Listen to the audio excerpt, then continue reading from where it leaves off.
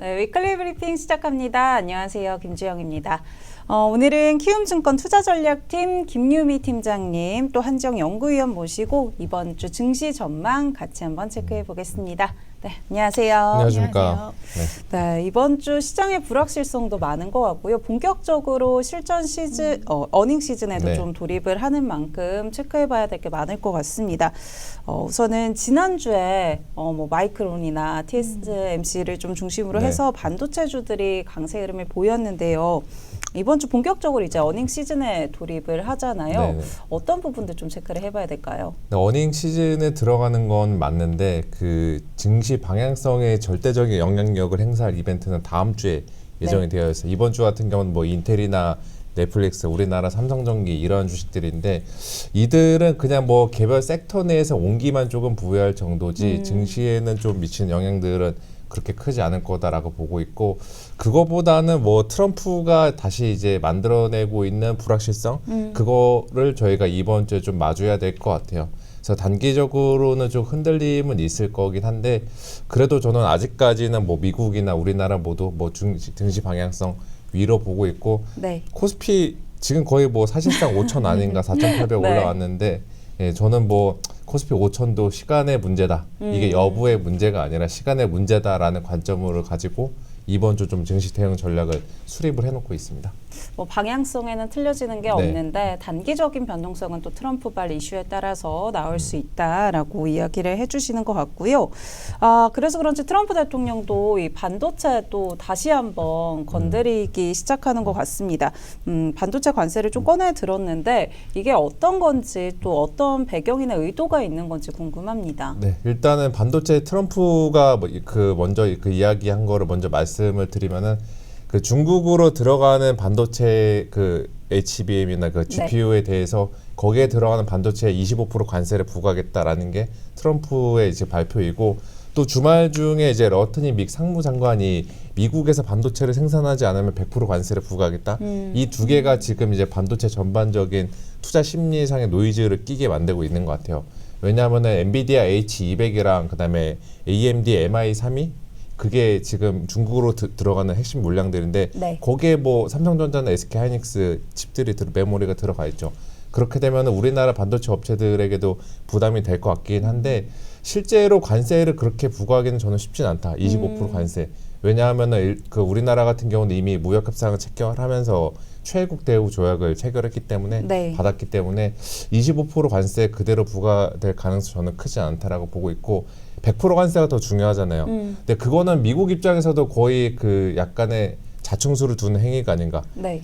지금 미국에 제일 필요한 게 반도체인데, 반도체 못 구해서 다들 하이퍼스케일러 업체 날리는데 거기에 100% 관세 부과하면은 자연스럽게 이제 금액들이 올라가게 되고, 또 서버는 어떻게든 지금 뭐 돈 쓰는 애들이 있으니까 그 올라가는 관세 부담할 수 있다고 쳐도, 세트 쪽에서 서버가 전 세계 메모리 수요의 30%면은 나머지 PC, 가전, 스마트폰 이게 지금 거의 60에 70%거든요. 그 가격들 올라가게 되면 미국 내 인플레이션 만들어내고, 이거는 트럼프 입장에서는 좌시할 수 없는 부분이죠. 그래서 100% 관세 같은 경우는 그냥 노이즈성 수사학 정도로 보시면 되지 않을까. 그래서 우리나라 반도체주의 주가에 직접적인 영향은 저는 뭐 그렇게 크진 않다. 이렇게 네. 좀 보고 있어요.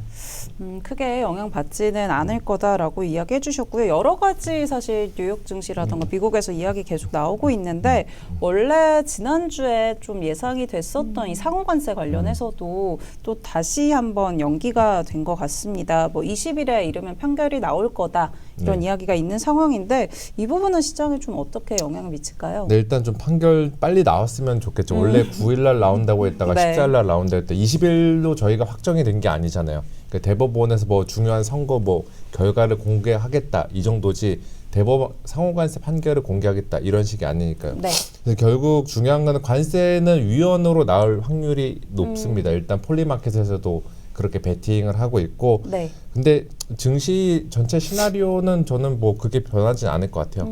관세가 위헌이 나오면 우리는 이제 뭐 관세 없는 세상에서 살 거다 이런 식으로 환호를 할 법한데, 다들 잘 아시다시피 그거 말고도 상호관세 네. 말고도 개별 품목으로 현재의 관세 형태를 유지할 수 있는 수단들이 여러 개가 있죠. 포기하지는 그쵸. 않을 거니까. 특히나 네. 그 본인 같은 경우도 관세를 본인들의 이제 협상 카드로 계속 쓸 수 있는, 다른 국가들과의 협상의 레버리지로 쓸 수 있는 만큼 이게 위헌나고 하더라도 증시의 온기 저는 뭐 제한적이고 저희는 계속해서 실적 시즌과 또 네. 매크로 사항의 이제 금리 상승 이슈들 이러한 것들을 더 지켜봐야 된다. 이렇게 말씀을 드릴게요.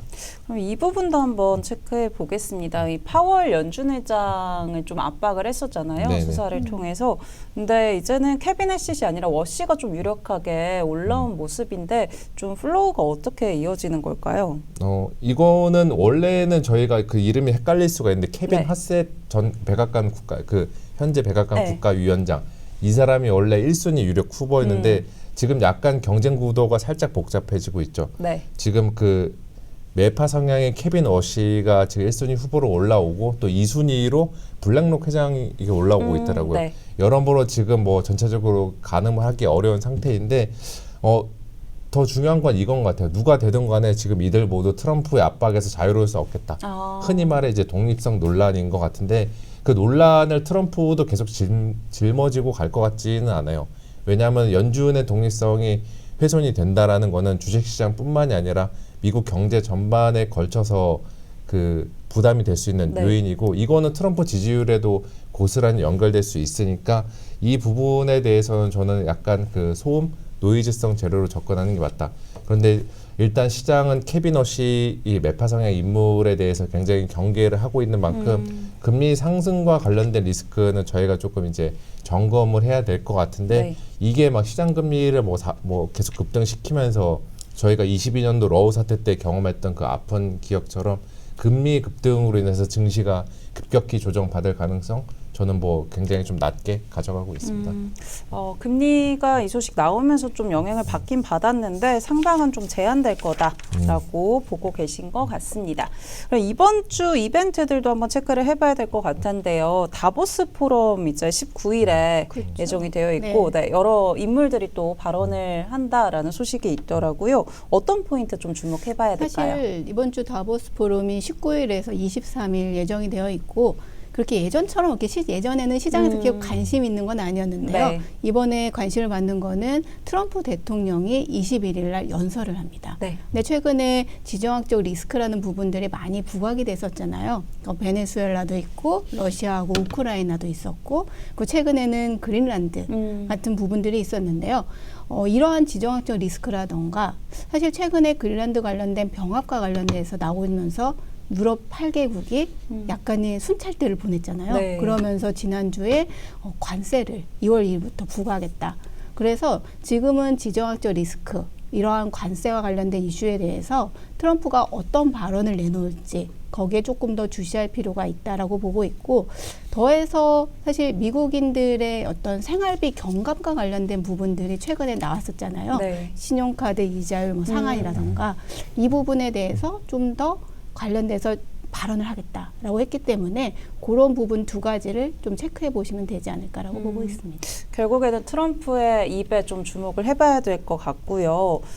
환율적인 부분들도 체크를 해보겠습니다.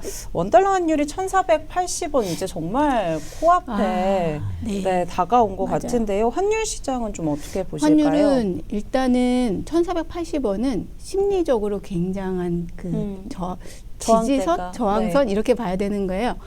지금 정부의 외환시장 안정화에 대한 의지가 굉장히 강한 부분들이 있기 때문에 뭐 1,500원으로 간다 이렇게 말하기는 좀 어려울 걸로 보고 있어요. 대신 당분간은 지정학적 리스크에 따라서 달러가 좀 약하다가 요새 반등했던 부분들도 있고 그다음 내국인들이 미국 주식을 계속 사는 부분들이 있기 때문에 계속 당분간은 1,400원대 중후반에서 좀 움직일 수는 있겠지만은 2월부터는 국내 시장 복귀 계좌 이 관련된 부분들이라던가 4월 달에 WGBI 관련된 채권 시장으로 외국인 자금 유입 그리고 연준 의장과 관련된 임명 관련 불확실성이 현재 달러에 굉장히 변동성을 키우고 있는데 만약에 좀 더 확정이 되면 오히려 금리 인하에 대한 기대 때문에 좀 하락할 수 있을 것 같아요. 그래서 원달러 환율은 당분간은 1,400원 중후반에서 움직이겠지만은 앞서 언급했던 요인을 감안할 때는 상승보다는 완만한 좀 하락의 여지는 좀 있지 않나라고 보고 있습니다.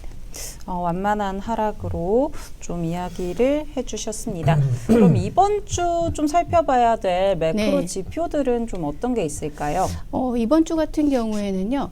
우리나라의 4분기 경제 성장률이 발표가 돼요. 네. 그러니까 전기비 3분기가 높게 나왔기 때문에 4분기는 당연히 낮게 나오겠지만은 마이너스 한 0.1에서 마이너스 0.4만 나와도 올해 우리나라 성장률이 1%가 넘습니다. 그러니까 우리나라 경기에 대한 시각들이 조금은 긍정적일 수 있다라고 보고 있고요. 미국에서는 10월과 11월에 PCE 물가가 나오는데 네. 사실 이전보다는 물가에 대한 영향력이 좀 크진 않지만은 흐름 자체를 좀 확인할 필요가 있다라고 보고 있고 주초에는 중국의 실물 지표들이 발표가 돼요. 대체로 컨센서스가 둔화될 걸로 보고 있는데 네. 그렇게 됐을 때에 중국의 우대 금리의 방향성과 관련돼서도 좀 주시할 부분이다라고 보고 있습니다. 네, 여러 가지 지표들 짚어주셨습니다. 이번 주 같이 한번 지표들 체크해 보시면 좋을 것 같고요. 국내 증시도 좀 더 살펴보도록 하겠습니다. 앞서서도 이제 5,000p 시간의 문제다. 가겠죠, 뭐 네, 언젠가는. 이야기해 주셨는데 이번 주에 사실 돌파하는 게 아니냐라는 기대감도 있었던 것 같은데 이 반도체가 조금 네. 영향을 주지 않을까 반도체 관세 관련해서 네. 이런 부분도 있고 어떻게 보고 계실까요? 그 이번 주 돌파 이야기가 나오는 게 저희가 지금 주간다 매주마다 거의 3에서 4%씩 오르고 있거든요. 네. 4,840 기준으로 3%면 5,000이니까 이번 주에도 뭐 최근 몇 주 동안의 패턴을 따라가면은 5,000 찍는 거 뭐 가능은 할 것 같아요. 근데 이번 주에 찍든 다음 주에 찍든 저는 그게 중요한 것보다는 네. 지금 방향성이 어떻게 형성이 되었는지 이거를 봐야 되고 5,000 돌파보다 더 중요한 게 5,000 돌파 이후 얼마까지 더 갈 수 있느냐가 저는 더 중요한 것 같아요. 저 개인적으로는 뭐 미니멈 그 최소치로 봤을 때 5,200까지는 지수 상단은 뭐 밸류에이션 상으로 열려 있다. 좀 이렇게 말씀을 드리고 싶고 제가 그 중간에 이제 5,000 그 이번 주나 다음 주까지 열어놓은 것도 그것도 있죠. 고소공포증을 느끼는 사람들이 많아지죠. 지금 오늘도 지금 약간 플러스 상승하고 있는데 오늘까지 하면은 하루도 빠짐없이 지금 시장이 12거래일 정도 올라가니까 올라가는 건 반기는데 이렇게 올라가는 게 정말 맞나에 대해서 다들 살짝 불안하잖아요. 반면 이제 지금 뭐 현대차랑 기아를 보면 뽀모 현상 와가지고 주가가 급등을 하고 있는데 네. 뽀모 현상과 그 고소공포증 이 두 개의 심리가 이번 주에 좀 충돌을 중간중간 할 것 같아요. 그러면 이제 4,900을 한번 넘어간 다음에 그 후에 한 번씩 약간 중간에 쉬었다 가는 흐름들 이거는 있을 거다. 그러니까 이번 주에 바로 5,000 가고 막 이번 달 안에 5,200 그리고 뭐 그 이상으로 간다. 이렇게 설정해 놓기보다는 네. 주간 단위로 시장의 분위기를 보면서 가는 게 맞지 않나 이렇게 보고 있어요. 힘겨루기가 좀 있을 수도 있다라고 이야기해 주셨고요. 어쨌든 상방은 5,200까지는 좀 열어놓을 수 있다라고 전망 주셨습니다. 그럼 코스닥도 한번 체크를 해보겠습니다. 사실 코스닥이 뭐 키 맞추기 이제 나설 거다 했는데 그렇죠. 12월 달부터 나왔는데 지금 네. 2달 동안 저희가 약간 희망 고문 당하고 있는 것 같고 코스닥도 천스닥은 사실 얼마 안 남았잖아요. 네. 근데 이제 코스피에 비해서 계속 그렇게 셀 것 같지는 않아요. 왜냐하면 지금 정책이나 실적이나 여러 가지 중심들은 코스피 내 대형주들로 쏠려 있으니까 시장의 뭐 매기나 온기 같은 경우도 그쪽으로 더 많이 확산될 거다. 코스닥 같은 경우는 살짝 아쉬운 부분이 다들 이제 JP모건 헬스케어 컨퍼런스를 네. 많이 기대했는데 그것도 생각보다는 그렇게 시장에 많은 엔진을 공급하지 맞아요. 못했죠. 네. 왜냐하면 이번에 뭐 빅딜이나 메가딜 나오기보다는 그동안 평가를 보면은 약간 네트워크 교류의 장이라는 평가가 많았으니까 바이오 주 입장에서는 재료가 별로 없었다라는 거.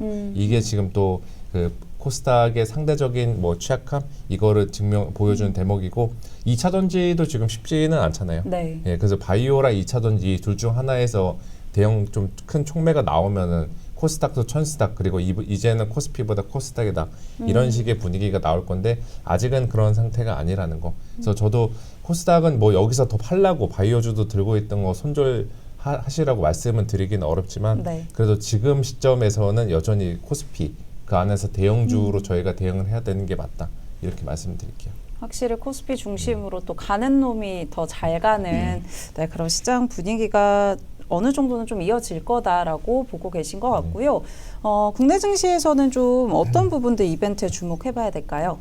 뭐 매크로 상으로는 아까 저희 팀장님께서 이야기 네. 드렸으니까 이제 트럼프발 노이즈가 얼마나 미국 증시랑 우리나라 증시를 괴롭히는지 이거를 체크를 해봐야 될 것 같고 실적단에서는 인텔이랑 삼성전기 실적이 중요하지 않을까. 그러니까 여기가 뭐 굉장히 뭐 메이저급 그 AI 반도체 관련주들 그 실적 이벤트는 아니지만 네. 그래도 지금의 반도체 랠리를 계속 정당성을 부여할 수 있는 그 재료를 제공할 것인지 그거를 저희가 이번에 인텔이랑 삼성전기 실적에서 좀 알 수 있을 거다 이렇게 좀 보고 있습니다. 실적적인 부분도 체크해봐야 될 것 같고요. 계속해서 트럼프 대통령이 어떻게 대응해 나갈지도 한번 시장에서 확인을 해봐야 될 것 같습니다. 네, 저희 이번 주 위클리 브리핑은 여기서 좀 마무리를 짓도록 하겠습니다. 네, 오늘 함께해 주셔서 고맙습니다. 감사합니다.